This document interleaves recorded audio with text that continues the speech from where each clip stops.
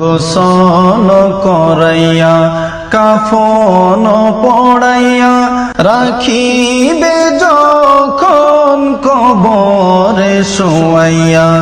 গোসল করাইয়া কাফন পড়াইয়া রাখিবে যখন কবরে শোয়াইয়া।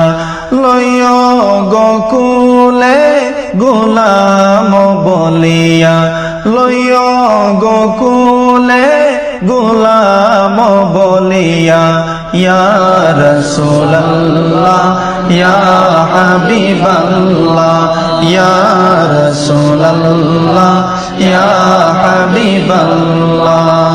অন্ধকার কবরে থাকিব একা, দয়া করিয়া দিও গো দেখা।